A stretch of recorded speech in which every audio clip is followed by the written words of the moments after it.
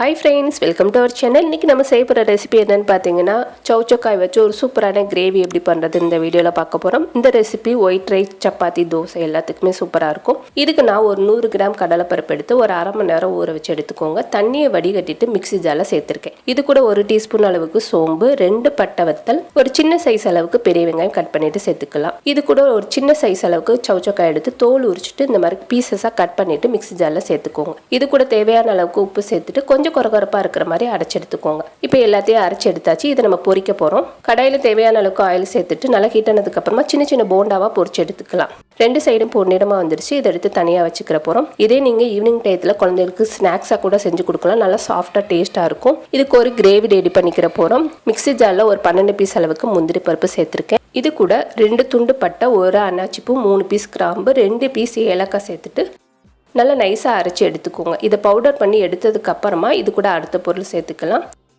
2 medium size தக்காளி, இதே அளவுக்கு 2 மீடியம் சைஸ் தக்காளி கட் பண்ணிட்டு சேர்த்துக்கோங்க. இது கூட 3 டேபிள் ஸ்பூன் அளவுக்கு ஃப்ரெஷ்ஷான தயிர் சேர்த்துட்டு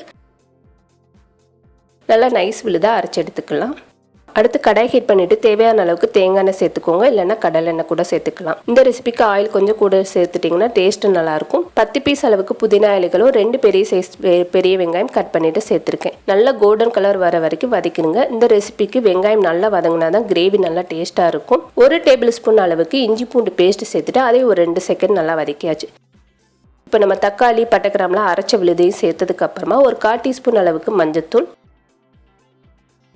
1/2 டீஸ்பூன் அளவுக்கு காஷ்மீரி மிளகாத்தூளும் 1/2 டீஸ்பூன் அளவுக்கு தனி மிளகாத்தூளும் மிக்ஸ் பண்ணிட்டு சேர்த்துருக்கேன்.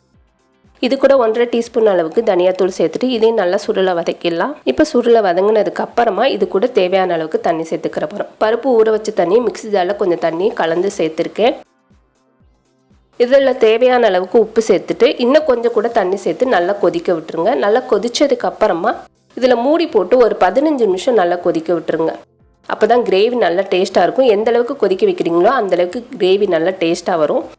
இப்போ பார்த்திங்கன்னா நல்லா திக்காக வந்துருச்சு. இந்த டயத்தில் இது கூட நம்ம பொரிச்சு வச்ச போண்டா எல்லாத்தையும் சேர்த்துட்டு இதை ஒரு 5 நிமிஷம் ஓப்பன்லேயே கொதிக்க வச்சுக்கலாம். அதிக நேரம் கொதிக்க வைக்கணும்னு அவசியம் இல்லை. இதுக்கு மேலே கொஞ்சம் கொத்தமல்லி இலைகள் சேர்த்துட்டு ஒரு 5 நிமிஷம் நல்லா கொதிக்க விட்டுருங்க.